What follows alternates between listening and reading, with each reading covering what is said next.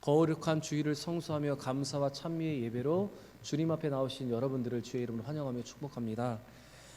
오늘도 여러 가지 짐을 가지고 주님 앞에 나오셨지만 수고하고 무거운 짐진 자들아 다 내게로 오라, 내가 너희를 쉬게 하리라 말씀하셨습니다. 오늘 이 예배 시간을 통해서 우리의 모든 짐이 벗겨지고 참된 평안과 참된 쉼을 얻는, 참된 안식을 얻는 우리 모든 성도들 되시기를 바랍니다. 오늘은 어버이 주일입니다. 하나씩 다 꼽으시니까 색깔이 여기서 보니까 되게 화사해 보이시네요. 여러분, 오늘 어버이 주일입니다. 이 어버이 주일은 우리에게 부모님을 보내신 부모님을 다시 생각하게 하고, 또한 우리가 부모로서 잘 살아가고 있는가를 돌아보는 귀한 날입니다. 사실 부모님은 우리가 선택할 수 없는 하나님께서 우리에게 주신 귀한 통로입니다. 하나님 주권과 섭리 가운데 우리는 우리 부모님들의 자녀가 되었고, 우리 자녀들도 우리를 부모로 섬기게 되었습니다. 그리고 부모는 우리에게 첫 스승이고, 우리 자녀들에게는 우리는 또 좋은 믿음의 본을 보이는 사람이 되어야 합니다. 이 부모를 향해서 성경은 이렇게 말합니다. 구약과 신약 모두 동일하게 어떤 조건 없이 부모를 공경하라 말합니다. 그리고 부모를 공경하는 자에게 이 땅에서 잘되고 장수하는 법을 주시겠다, 이렇게 약속을 하고 있습니다. 출애굽기 20장 12절에도 이렇게 약속을 하고 있고, 또 에베소서 6장 2절과 3절에도 동일하게 약속을 하고 있습니다. 바로 신약과 구약은 동일하게 이 약속을 하고 있고, 이렇게 약속을 잘 지키면 땅에서 잘되고 장수하리라는 우리에게 또 다른 약속을 주고 있습니다. 여러분, 여기서 공경한다는 것은 단순하게 즐겁게 기분을 좋게 하는 것을 넘어서 마음을 지키고, 처음 마음을 지키고 사랑한다는 의미입니다. 여러분, 공경은 멀리 있지 않습니다. 부모님 말씀을 잘 경청하고 감사의 마음을 항상 입술로 표현하면서 사랑한다 고백하는 것, 저는 그것이 우리가 할 수 있는 최고의 공경이라 생각을 합니다. 사랑하는 여러분, 이 어버이 주일 우리는 믿음의 사람으로서 하나님 우리에게 주신 이 명령을 잘 지키고 있는지를 돌아보시면서 부모를 공경함으로 하나님께서 이 땅에 주신 그 모든 복을 받아 누리는 성도들 되시기를 바랍니다. 혹시 여러 가지 이유 때문에 부모님과 연락을 끊고 살고 있다면, 그리고 여러 가지 이유 때문에 부모님과 잘 연락하지 못했다면, 오늘 이 어버이 주일을 통해서 다시 우리 부모님께 전화를 드리고 연락을 할 수 있는 우리 모두가 되기를 바랍니다. 그리고 우리는 이 어버이 주일을 보내면서 우리는 하나님이 우리에게 맡겨주신 우리의 자녀들을 우리가 믿음의 부모로서 본을 보이고 그 믿음의 유산을 잘 물려주고 있는지를 한번 돌아볼 수 있기를 바랍니다. 나에게 맡겨주신 자녀를 그냥 내 생각대로, 내 마음대로 양육하고 있지는 않은가를 돌아보시면서 하나님께서 원하시는 하나님의 뜻대로 하나님이 기뻐하시는 자녀로 양육할 수 있는 우리 모두가 되기를 바랍니다. 우리가 하나님께로부터 받은 사랑, 또한 우리가 부모님께로부터 받은 사랑을 우리 자녀에게 잘 흘려보내는 우리 모두가 되기를 바랍니다. 또한 우리는 하나님을 아버지라 부르는 자들입니다. 우리가 부모를 공경하듯 하나님의 말씀을 잘 순종하고 따라갈 수 있는 결단도 이 어버이 주일에 우리가 잊지 않고 기억하는 내용입니다. 하나님을 섬기면서 부모를 섬기지 못하는 것도 죄이고, 부모를 섬긴다 말하면서 하나님을 아버지처럼 섬기지 못하는 것도 여러분 우리의 연약함입니다. 오늘 이 말씀을 듣고 오늘 이 어버이 주일을 통해서 다시 한번 부모와의 관계를 회복하고 우리의 자녀들과의 관계를 회복하며, 또한 더 나아가 하나님과의 관계를 잘 회복하는 우리 모든 성도들 되시기를 바랍니다. 옆에 분과 한번 이렇게 인사했으면 좋겠습니다. 부모를 공경합시다. 인사하겠습니다. 부모를 공경합시다. 다시 인사하겠습니다. 이것이 약속 있는 첫 계명입니다. 인사하겠습니다. 이것이 약속 있는 첫 계명입니다. 부모를 공경하여 하나님께서 우리에게 주신 그 모든 축복을 다 받아 누리는 우리 모든 성도들 되시기를 바랍니다. 하나님은 사울에게 다시 한번 순종의 기회, 그가 돌이킬 수 있는 기회, 회개의 기회를 주셨습니다. 그것은 아말렉을 쳐서 그들을 진멸하라고 하신 명령이었습니다. 그러나 사울은 이 하나님의 말씀에 완전하게 순종하지 못하고 아말렉 왕 아각을 살려두었고 전리품 중에 좋고 살찐 것을 남겨두었습니다. 그리고 사무엘이 왔을 때 그것은 백성들이 한 것이라고 핑계를 대고 불순종에 대한 자기 합리화를 하고 있었습니다. 오늘 본문은 이러한 사울을 향한 하나님의 판단, 하나님의 말씀이 사무엘을 통해서 사울에게 전해지는 내용이 기록되어 있습니다. 오늘 이 말씀을 통해서 우리는 하나님이 기뻐하시는 것이 무엇인지, 하나님이 싫어하시는 것이 무엇인지를 여러분 분명히 깨닫고 우리는 그 기준대로 살아가야 하는 것입니다. 사울의 불순종과 변명 그리고 자기 합리화의 모습에 크게 실망한 사무엘은 그의 변명의 말을 막고 이제 하나님의 말씀을 그에게 전달하기 시작합니다. 그는 먼저 하나님께서 사울을 왕으로 높이신 이유에 대해서 이렇게 말하고 있습니다. 그것은 사울이 자신을 작은 사람이라 여겼기 때문에, 그가 겸손한 사람이었기 때문에 하나님께서 그를 왕으로 세우셨다는 것입니다. 그것이 16절과 17절의 기록인데, 특별히 17절 우리 같이 한번 읽어보겠습니다. 사무엘이 이르되 왕이 스스로 작게 여길 그때에 이스라엘 지파의 머리가 되지 아니하셨나이까. 여호와께서 왕에게 기름을 부어 이스라엘 왕으로 삼으시고. 왕이 스스로 작게 여길 그때에 여호와께서 여러 지파의 머리가 되게 하셨다, 왕으로 세워주셨다. 사무엘이 이렇게 말하고 있습니다. 하나님께서 사울을 왕으로 선택하시고 왕으로 세우실 때 그의 이 겸손함 때문에 그를 왕으로 세워주셨습니다. 그런데 지금 사울은 처음 모습과는 너무나 다른 모습으로 지금 서 있습니다. 스스로를 작은 자로 여겼던 이 사울이, 그는 자기를 위하여 기념비를 세우고 자기의 이름과 자기의 공로를 내세우기 위해서 아말렉 왕 아각을 살려두었습니다. 그리고 하나님의 말씀에 완전하게 순종하지 못하고 좁고 살찐 전리품을 남겨두었습니다. 그러면서 자기가 한 것이 아니고 백성들이 한 것이라 남탓을 하고, 또 진멸하지 않고 전리품을 남긴 것도 하나님께 제사를 드리기 위한 것이라고 자기 합리화를 하며, 그는 하나님의 말씀에 자기는 순종했다고 지금 말하고 있는 것입니다. 처음 그의 순수함, 처음 그의 겸손, 그의 순종의 모습은 어디에서도 보이지 않고 그는 교만함의 극치를 달리고 있습니다. 지금 하나님은 사무엘을 통해서 무엇을 말씀하시는 것 같으면, 사울이 처음에 그 마음을 잃어버렸다, 그의 변질의 문제를 지금 다루고 계신 것입니다. 그런데 이러한 사울의 변질로 인한 불순종에 대해서 하나님은 사울을 통해서 분명하게 판단하고 분명한 결정을 내리셨습니다.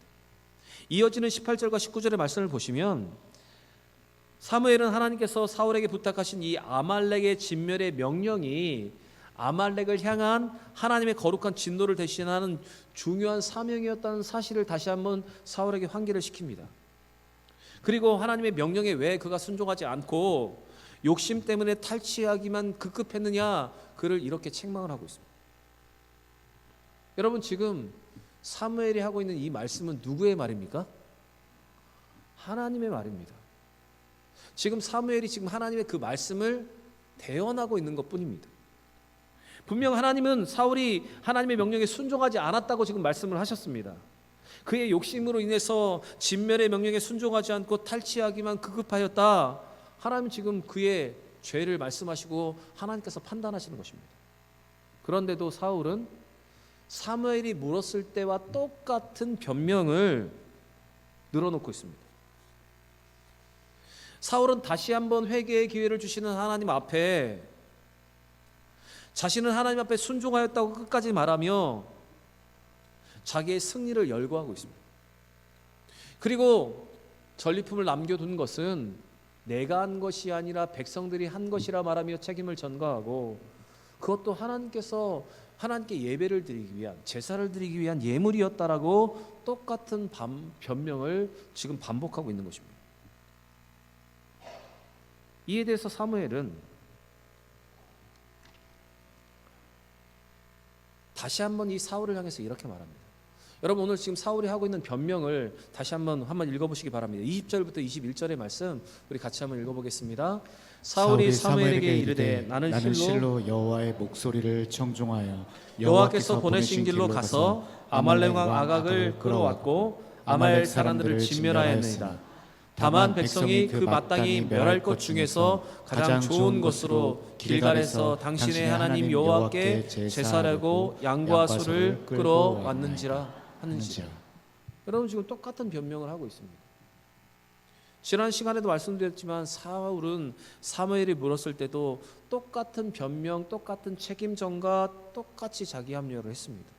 그런데 이제 하나님께서 그에게 말씀하시는데도 지금 똑같이 책임을 전가하고 있고 자기 합리화를 하고 있습니다. 그러면서 자기는 하나님 말씀을 잘 지켰다, 순종하였다고 지금 말하고 있는 것입니다. 여러분, 이와 같은 사울의 모습은 지금 사울이 얼마나 교만해져 있는지를 잘 보여주고 있습니다. 여러분, 겸손은 하나님의 말씀 그대로를 순종하는 것입니다. 그대로를 받아들이는 것입니다. 자기 주장 빼고 자기 판단 빼고 하나님의 말씀을 가감없이 순종하는 것이, 그것이 겸손입니다. 그러나 교만은 말씀보다 자기 주장, 자기 이론을 더 내세우는 것이 교만입니다. 그렇다면 지금 여러분, 사울은 교만한 것입니까? 아니면 겸손한 것입니까? 자기 주장과 자기 이론을 내세우기 때문에 그는 여러분 교만에 있었습니다. 저는 사울을 볼 때마다 사무엘 앞에는 변명을 하였지만 지금 하나님의 말씀을 대언한다고 이야기했을 때 그것이 하나님의 판단이었다면 혹시 그때라도 회개했으면 얼마나 좋았을까? 그때라도 하나님 앞에 엎드려졌으면 얼마나 좋았을까? 저는 이 본문을 볼 때마다 계속해서 그것을 생각합니다. 그러나 사울에게는 즉각적인 회개의 모습도, 뉘우침도, 하나님께 다시 돌아가려는 의지도 여러분 전혀 보이지 않고 있습니다. 오직 그에게는 변명과 책임 전가와 스스로 하나님의 말씀을 잘 지켰다는 자기 합리화만 남아 있었던 것입니다. 처음에는 순수했고, 처음에는 겸손했고, 순종했던 사울은 어디 간지 모르고 교만으로 똘똘 뭉쳐진 사울만 여러분 남아 있게 된 것입니다. 처음 믿음과 처음 마음과 처음 순종과 처음 겸손 다 사라지고 불신앙과 교만만 그에게 남아 있었습니다.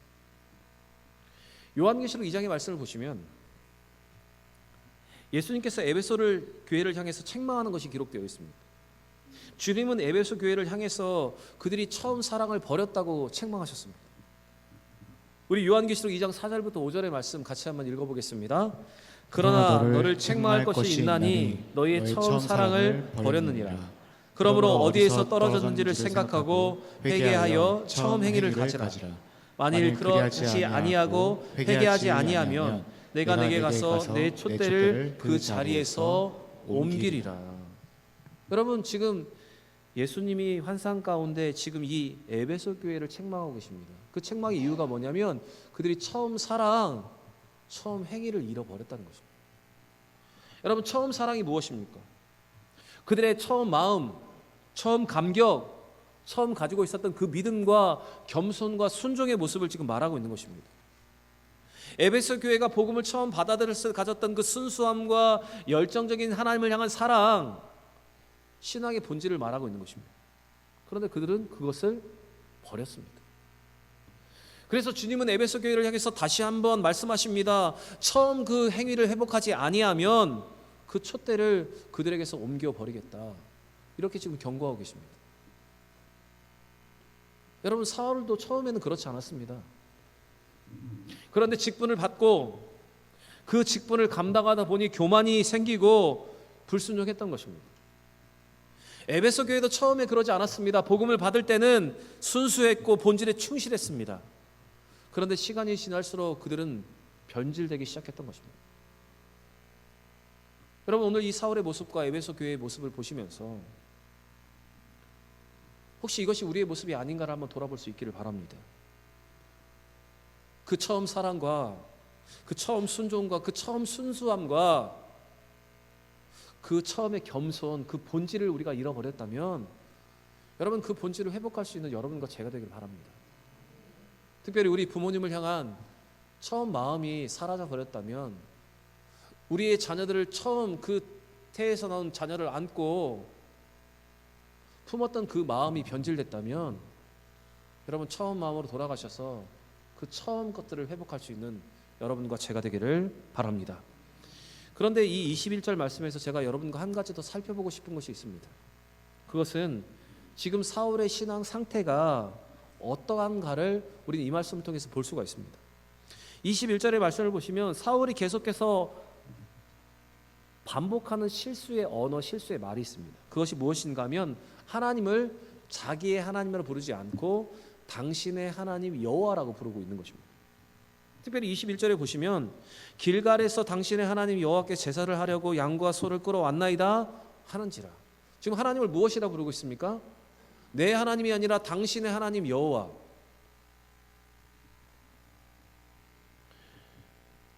여러분, 이것은 우리가 알고 있는 극존칭을 쓸 때 당신이라고 부르는 그 어법과 다른 것입니다. 지금 하나님을 자기 하나님으로 부르지 못하는 사울의 신앙 상태를 보여주고 있는 것이 바로 이 말입니다. 그런데 사울은 당신의 하나님 여호와께라고 이렇게 부르고 있는 것은 이번만이 아닙니다. 앞에서 15절에서도 그는 이렇게 하나님을 부르고 있습니다. 당신의 하나님 여호와께 제사하려 하여. 그리고 30절에도 똑같은 말을 반복합니다. 그는 30절에도 당신의 하나님 여호와께 경배하게 하소서 이렇게 말하고 있습니다. 여러분, 사울의 이와 같은 모습은 그와 하나님과의 거리가 어떠한지를 우리에게 보여주고 있습니다. 사울은 하나님으로부터 세워진 왕이지만 그는 하나님과 너무 먼 거리가 떨어져 있었습니다. 그래서 여러분, 우리의 신앙, 우리가 얼마나 범죄했는가는 우리가 하나님과의 거리가 얼마나 떨어지는가를 재어보고 우리가 어떻게 하나님을 고백하고 있는가, 그것을 돌아보시면 우리의 신앙 상태를 그대로 알 수가 있습니다. 여러분, 하나님과 우리와의 거리가 우리의 신앙의 척도라고 할 수 있습니다. 오늘 사울의 모습을 보시면서 혹시 여러분의 마음에 답답하다라는 마음이 들고 나도 이렇게 혹시 하나님을 나의 하나님을 부르지 못하고 있는 것이 아닌가, 여러분 그것이 생각되어 지신다면 하나님을 나의 어머니, 나의 아버지의 하나님이 아니라 내 하나님을 부를 수 있는 여러분과 제가 되길 바랍니다. 특별히 모태신앙 가운데 자라신 분들이 있다면 그냥 자연스럽게 그 문화 속에서 내가 하나님을 익힌 것이 아니라 어머니의 하나님이 나의 하나님이 되고 아버지의 하나님이 나의 하나님이시라고 믿음으로 고백할 수 있는 우리 모두가 되기를 바랍니다. 그리고 아직도 신앙생활 오래 했지만 아직도 하나님을 나의 하나님을 제대로 부르지 못하고 있다면 하나님을 제대로 부를 수 있는 확신과 담대함을 우리에게 주시기를 오늘 이 시간 기도하면서 여러분 그 확신을 갖는 우리 모두가 되기를 바랍니다. 처음 가졌던 그 순수함, 처음 가졌던 그 열정, 그 사랑과 그 본질을 잃어버렸다면 여러분 오늘 이 말씀을 통해서 그 본질을 다시 한번 회복할 수 있는 우리 모든 성도들 되시기를 바랍니다. 사울은 계속해서 진멸하지 않고 전리품을 남긴 것은 하나님께 제사를 드리기 위함이었다라고 변명을 하고 핑계를 대고 있습니다. 사무엘은 계속해서 반복적으로 자신의 불순종이 하나님께 제사를 드리기 위함이었다라고 핑계를 대고 자기 합리화를 하고 있는 사울에게 다음과 같이 선언을 합니다.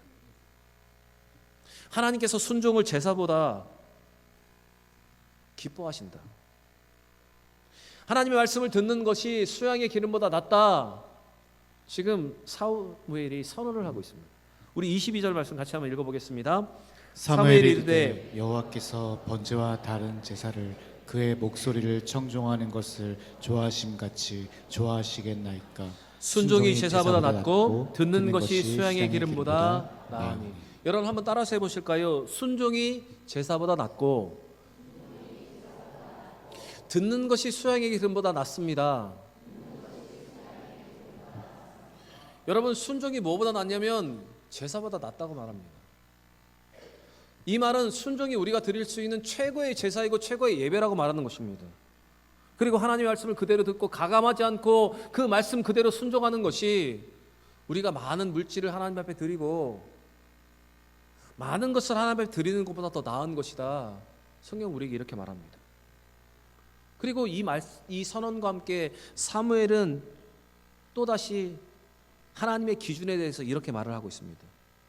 그 다음 절 말씀을 보시면 23절에 불순종은 점쟁이가 귀신을 불러들이는 행위와 같은 것이며 교만과 고집은 사신 우상을 숭배하는 죄와 같다. 이렇게 말하고 있습니다. 그리고 이것이 사울을 버리신 그 이유다. 사무엘이 이렇게 선언을 하고 있습니다. 여러분 22절과 23절의 말씀을 잘 보시면 사무엘의 선언은 이것입니다. 불순종은 뭐와 같다고요? 귀신을 불러서 점치는 죄와 같다. 교만과 고집은 무엇과 같다고요? 하나님이 가장 싫어하시는 우상 숭배와 같다. 여러분 오늘 변명을 하는 이 사울을 향한 사무엘의 선언을 보시기 바랍니다. 순종이 제사보다 낫습니다. 듣는 것이 소양의 기름보다 낫습니다.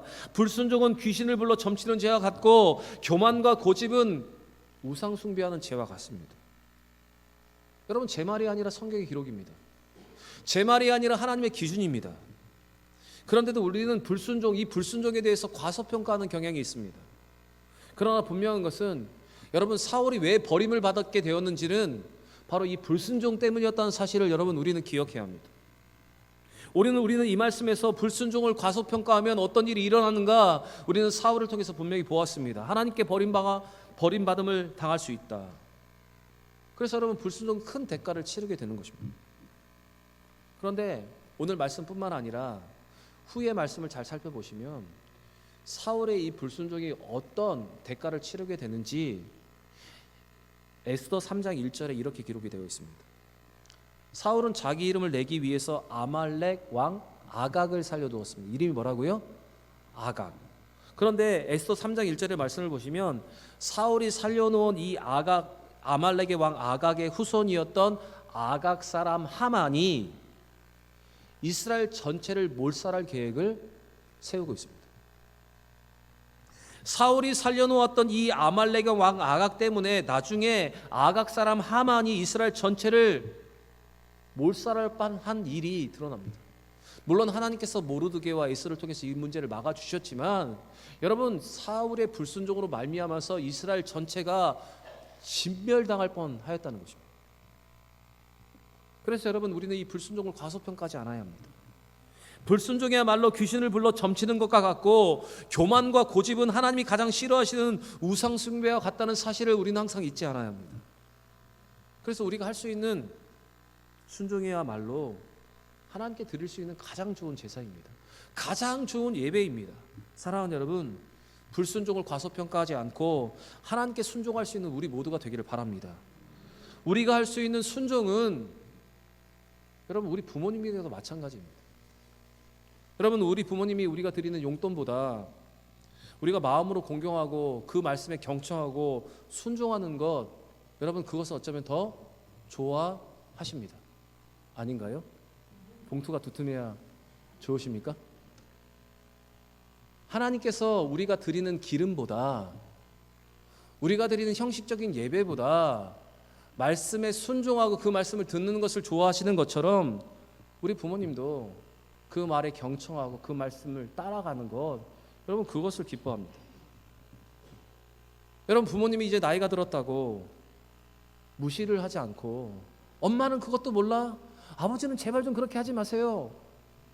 이렇게 말하는 것이 아니라 여러분 가만히 경청하며 여러분 순종할 수 있는 여러분과 제가 되길 바랍니다.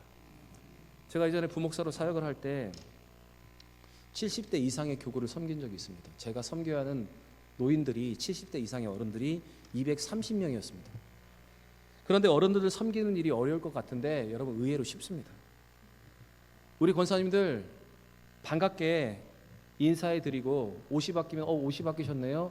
파마라고 오셨으면 파마가 너무 잘 나오셨네요. 이렇게 인사하는 거 그리고 얼굴을 뵈면 한 10년 만에 만난 것처럼 반갑게 가서 인사하고 손 한번 잡아드리는 거 여러분 그것이면 충분합니다. 그리고 우리 남자 장로님들과 집사님들 그냥 하시는 이야기를 잘 듣고만 있어도 여러분 좋은 사역자입니다.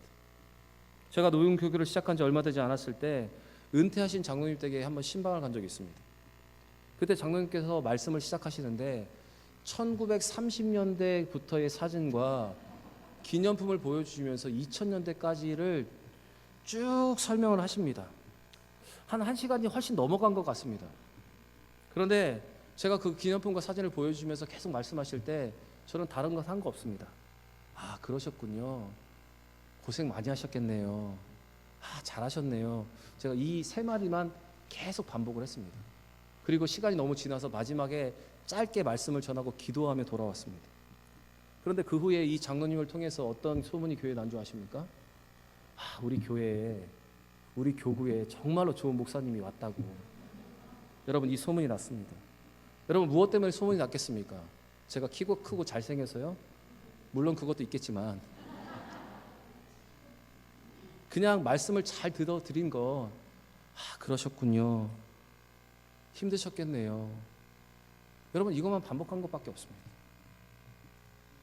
여러분, 부모에 대한 공경도 너무 거창하게 생각하지 않으셔도 됩니다. 자주 전화드리고 그냥 하시는 말씀을 잘 받아들이는 것, 잘 들어드리는 것, 여러분, 그것으로도 우리는 충분한 공경을 할 수 있습니다. 여러분, 이 경청과 순종의 모습, 우리가 하나님의 말씀을 경청하고 하나님의 말씀에 순종하듯 우리 부모님의 말씀에 경청하며 부모님께도 순종할 수 있는 여러분과 제가 되기를 바랍니다. 사랑하는 여러분, 승리보다 순종이 우리에게 필요합니다. 우리가 드릴 수 있는 최고의 예배는 순종입니다. 우리는 말씀에 대해서 사울과 같이 상황의 논리를 적용하고 말씀에 대해서는 융통성을 너무나 갖는 경향이 있습니다. 다른 일에 대해서는 융통성이 없지만 말씀을 자기에게 적용하는 것에 대해서는 너무나 많은 융통성을 발휘합니다. 그런데 하나님은 우리가 말씀 그대로를 순종하는지를 보십니다. 우리의 중심을 보고 계십니다. 가감하지 않고 하나님 말씀에 순종하는 그 믿음을 하나님이 인정하십니다. 사랑하는 여러분, 오늘 주시는 이 말씀을 잘 들으시고 불순종을 과소평가하지 않고 하나님이 가장 기뻐하시는 순종의 제사를 드릴 수 있는 여러분과 제가 되길 바랍니다.